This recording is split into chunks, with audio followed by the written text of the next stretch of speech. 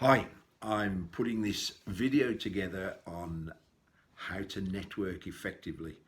I've had our team at the Birmingham Property Investors Network PIN meetings ask how they can get more out of the networking events. And for a lot of people, networking is something we all know of. We know what it's about, or we know what we should be doing. Networking's been around for years and it's a great way to get business. But I meet so many people and see so many people at events that are not working rather than networking. And I think it comes down to two things. One is we're either not confident on what we should be doing, which is in here, and or we don't know exactly what to do. And if we know what to do, then that can build the confidence. So I want to give you my 5 steps to networking effectively for profitability. And I thought I'd share this on YouTube so that our PIN helper team, you guys can use it and also share it and anyone else that it's relevant to, because people in all walks of life network and we hear about it. And we hear the saying that our network equals our net worth, and it can be a highly leveraged, profitable way of marketing. But as I say, a lot of people just don't know how to do it effectively. So here's my 5 steps to networking. Number 1 is set your reticular activating system. There's a word, your RAS. Your RAS is a physical piece of the brain that when you set your focus on something, it notices things associated with it. How many of us have gone to buy a car, checked out the make and model and the brochures, gone and test driven it, pulled off the forecourt, and everywhere we see is the same make, model and colour? Were they there the month before? Yes, they were. We just didn't notice. So if you want to achieve anything in life, set your focus on what we need. If I have a challenge in our business, I'll get our team together and we'll go, what do we need to focus on? What do we need to set our RAS on? Most people just rock up to a networking event with no clear idea or plan as to what they're going to do. It is networking, it's a business strategy of mine, so why would I not prepare it and plan out what I'm looking to deliver on and what I'm looking to achieve? You would in any other marketing strategy. If you're putting an email marketing piece together, social media posts, website sales, whatever it might be. So set your focus, think of your plan before you even turn up and walk into the room. How are you going to work the room? How many people do you want to meet? Most importantly, with any goal, is what's the outcome you want? And really the outcome is to get a conversation afterwards. It's not about talking to one person all night long. It's not about trying to sell in the room. It's what is your outcome? And my outcome is typically, I want to get permission to book X amount of calls, follow-up calls with X amount of people. So I want to speak with at least 5 people that are interested in speaking with me after the event. Are you flying on your own, flying solo? Are you working in a team? Most of you know I live and work with Mary, and we're great at networking. We've had so many people say, oh, you just don't get together, you don't talk at the event. And we were both saying, no, we're here to work the room. We're here to meet people and generate interest in our business. And we'll walk in and Mary will say, I'll take that side of the room, you take that side, and we'll double up the activity and the results, if you like. So it's great if you're in the same sort of business with someone, or you've got associates or colleagues. We run a franchise. I've been involved in franchises. I don't believe in competition. I believe in co-opetition. If you've got a room of whether it's just 20 people, let alone 100, you can't meet them all in an evening. So why not double it up and leverage your results? So set your focus before you walk in the room of how you're going to meet people, how you're going to introduce yourself, which we'll come to, how many people you want to talk with, how many people you want to get conversations agreed for afterwards, and plan it out. So set your set your RAS and your focus on what you want to achieve from that event. Secondly, how to introduce yourself. And it's a big challenge for people. I see so many people, especially the introverts, stood in a corner of the room on their own, not knowing how to introduce themselves. Or maybe even worse still, they'll talk to somebody they know and they'll stand there talking to them all night long, and that's not effective. So how best to introduce yourself? As an easy step, because it is sometimes uncomfortable, it is a challenge for some people. It can be nervous walking into a room full of crowded people, but if you've set your goal and your intention at the beginning, that will make it easier in itself. best way to introduce yourself to people is look for what I call open groups. That's where people are stood together, but there's a gap to be able to walk in. So many people, especially if there's 3 people, they'll sit in what's called or stand in a closed group where there's just the 3 of them huddled around and talking. Doesn't make it easy for you unless you're really extrovert and confident on how to introduce yourself. So make it easy for yourself. Look for the open groups and bowl up. And the thing to think about and remember is everyone is in the room for the same reason. They may not realize it. Most people haven't got a plan, haven't gone in there with intention, so they just stood talking. But remember that they're ultimately there for the same reason.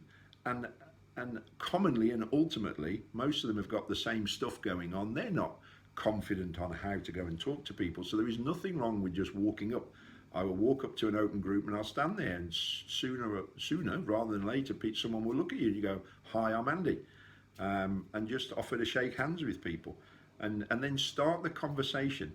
Don't talk about the weather like us Brits do, but it might be, "Hey, what brings you here? Do you come here often?" And just start the conversation and talk to people about what do you do. And with any conversation, there's all sorts of great phrases. I think it was Stephen Covey says, "Seek first to understand and then to be understood." Ask people questions. You know, what is it you do is a great opener. What brings you here? What are you looking to get from this evening? Have you been before? What made you come back? Just start the conversation flowing, because people will soon talk. And introduce yourself and get the conversation flowing is probably the easiest thing. So yeah, if there's a closed group of 3 or 4 people and you can't easily get in, then look for the open groups, and especially look for someone who might be stood on their own and just walk up and introduce yourself. "Hi, I'm Andy. What's your name? What are you doing here?" That sort of thing, because most people aren't doing that. You can see experienced networkers. There's a lot of networking groups that teach you how to network, and you can see those guys. They belong to the BNIs, the 4Ns, the other networking groups, because they're used to it. Introduce yourself, and as you're talking to someone, especially one-on-one, what you're looking to do is get permission to be able to follow them up, find out more about them. But I want to make sure that I'm focused on not just getting into a conversation and talking for hours. So I want to get permission to be able to speak with them after. So at the right sort of point, my stock phrase tends to be something around, "I'd love to understand a bit more about your business. I'm sure you're here like me to meet as many people as you can. So I don't want to take up all your time in the evening, but I would love to understand more about your business, because I'm sure there's somebody at some level I might be able to refer you to or introduce you to." That's a great way of giving back in order to receive. We've heard of the giver's gain. We've heard of the law of reciprocity. And if we've got to a point where we're having that conversation, people will ask you that thing. And the challenge is not, when they ask you what do you do, not to go on forever just talking about you. People are interested in what you can do for them, more about being interested in you. What is it? You need to be interested, not interesting. So if someone asks me what I do, I'll tell them briefly, but then I'll turn it around and go, "So what do you do? And what are you looking for? You know, who's your ideal client, or what are you looking to get from this sort of event? What's important to you in your business right now? What are you focusing on?" And so I can get to a point where I say, "I'd love to understand more about what you do. Don't want to take up all your time here tonight. I'm sure you want to meet other people. Would you be interested in catching up for a conversation after today, where I can get to understand more about what you do, and then take the opportunity to tell you a bit more about what I do, as I'm sure there is probably someone I can introduce you to." That's a nice phrase, because it's not about sales or selling or just talking to people about you. So get permission to follow them up. That would be great. Can I give you a call in the next couple of days? I'll use that phrase so that I'm not setting myself up to, "Oh, I'll ring you tomorrow at 9, ring you tomorrow morning," and then I'm busy with things. So you could do a couple of things. Can I give you a call in a couple of days? Great. Best outcome would be, can we arrange a time for me to give you a call and get our diaries out? And or, "Are you free tomorrow afternoon?" Great. Can I give you a call at 3 o'clock? Because then when you ring them, We'll come on to the follow-up. You've got the conversation already started. So I'm looking to introduce myself. I'm looking to find out about them. I'm looking to get to the conversation to a point fairly quickly where I can position it about getting permission to speak with them further. And then the next step, step 4, is what I call parking people, because one of the biggest challenges is people get talking to people. Human nature is we love to talk about ourselves, and if we're not careful, we can be talking all night long to one person, not meeting lots of people. So it's how do I move on from that conversation? Well, if we've got permission to follow them up because they're of interest to us, then that's easy, isn't it? We can say, great, I look forward to speaking to you tomorrow at 3 o'clock. I'll leave you to meet some other people, as I want to also meet a few more people tonight. Another way to park people, let's say imagine you talk to someone and there's not a real commonality or interest between you. There may well be some people that are there for different reasons, or it's not a business that's really aligned to yours, but you want to end the conversation because you don't want to be sat there all night talking to one person. Then you could park them, move them on in a couple of other ways. Especially if there's a group of 2 or 3 or 3 or 4 of you stood there, you could say, all right, John, I'll leave you to talk to these guys. Enjoy the rest of the evening. If somebody stood around you, you can say, so what's your name? Well, my name's John. Hey, John, have you met Bill? Bill's a web designer. I don't know what you do, John, but I'll leave you two to tell each other what you do. People welcome that. I've never had anyone go, oh, you're leaving us. And I can hook those 2 people up as soon as they're talking. I say, I'll catch up with you later. It's been great to speak with you. Enjoy the rest of the evening. That sort of thing. Another way is if you've spoken to someone already, let's say you've spoken to an accountant, and then someone else comes along, or you've already spoken to someone back then who was the accountant, and you speak to someone now who's a web designer, and you go, who are you looking to talk to? Do you know what? I've got someone that might be of interest to you. Come with me, John. John's an accountant. Bill's a web designer. You two might have something of interest. I just thought I'd introduce you, get them talking, and then you can move off. You're doing a number of things. Yes, you're parking them and moving them on, but you're introducing other people to each other, which sets you up as being professional, but also helps them, because my belief is a lot of people in the room are struggling to introduce themselves, and then if I introduce myself, I might be stuck with them all night. How do I park them? They don't know this stuff. You're helping them out by helping them to network. So it's win-win-win. It's setting you up as being professional.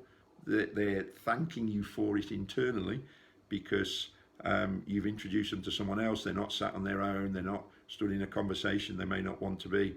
And thirdly, you've met some people and you can move on. So get clear in your mind how you can park people and move on. So you could leave them to go network the room. Hey, thanks, I'll catch up with you. It's been great speaking with you. I'm sure you, like me, want to meet other people, so I don't want to take up all of your evening. You could introduce them to someone else that's in that group and get them talking and move off. Or you can physically walk them. I've met someone you might be interested in and talk to them. Be the connector. People will remember you. And then the 5th step is to follow up. One of the biggest things I see is people go networking and I say, what's your process afterwards? Oh, well, I've got a bunch of business cards. I've never followed up. You may have a CRM system. Definitely connect with them on LinkedIn. Drop them a message. It was great to see you yesterday. I will give you a call in the next couple of days, like I said. Or we spoke briefly. I hope you had a great event. And maybe connect with them on LinkedIn. Make sure you follow up with them. You have to connect with them the next day. My rule is the next day I might email them or send them a LinkedIn message saying, great speaking with you, looking forward to catching up with you, or just great speaking with you if you didn't agree to got permission to follow them up. You'll immediately be able to identify a couple of tips you can share with them, but make sure you're armed with questions. It says, don't know why I've said that. Make sure you follow up. Great friend and client of mine reminded me the other day when I said, I've got a lot of people to follow up. He said, fortune is in the follow up. And I said, yeah, thanks, coach. I needed reminded of that, like I don't know. You've done the hard work. You've booked the meeting. You've gone to the meeting. You've invested your time. Not to follow up is sort of criminal. So absolutely make sure you follow up. And then, of course, when you're ringing people like you said you would, you've got to be clear on your sales process. How's that going to go? That's another subject for another day. So think about it. Set your outcome before you get into the room. What is it you're looking to achieve? How many people do you want to talk to? How do you want to position it? What's the outcome of following people up and speaking with people after the event? Rehearse and learn how to introduce yourself. Look for open groups, look for people on their own. Get permission in the conversation. Make sure you're asking them the questions and they're doing most of the speaking. And you're not just on a monologue about yourself and what you're looking for. Get permission to follow them up afterwards. And then rehearse and learn the 2 or 3 different ways that you can park people, move people on, help them by introducing them to others, but allowing you to be able to move on and network effectively. And then number 5 is make sure you follow up. And then the sort of 5A, if you like, the rule 6 that I have is what I call LBs and NTs. And that's a process for continuous development and improvement. I will sit down either on my own if it's just me, or with my team, or if me and Mary are out together, we'll sit down after the event. It's defaulted, it's a non-negotiable, and we will review what did we like best about that exercise. And this is the same for anything in our business, obviously not just networking. And there's got to be a list of what did we like best. You know, we turned up on time, we met X amount of people, the food was great, the venue was great, the host was great, whatever it might be. And then what are the 1 or 2, 3 maximum NTs? What would I do next time to make it even better? So next time I'm going to get slicker at introducing.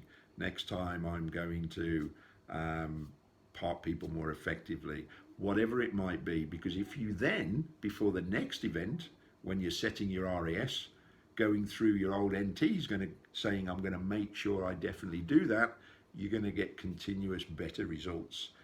Because for me, the formula for success, and I've got these 5 points listed below on the YouTube channel, and my formula for success is MA times RS times C equals R for results. It's massive action times the right stuff times consistently equals results. And it is a formula. I've had great results with this formula. I've had so many clients get profound results. In that massive action is how many networking events am I doing a month? You might do 2, 3. I've known people do 4 networking events a week. That's massive action. But I've also known people say, I'm not getting the results from this. And then when we've gone through, how are they delivering on their networking activity? When we've gone through these 5 steps, which is the right stuff, we found out that they're not really doing it. I remember a client a long time ago said, I'm doing 4 events, I'm not getting the results I want. I said, do you think if I did 1 event a week, I would get better results than you've got? She said, yes. I said, why? She said, because you network more effectively, you're doing the right stuff. But you can go networking for a week, you can do 3 or 4 events, and then do nothing afterwards for months.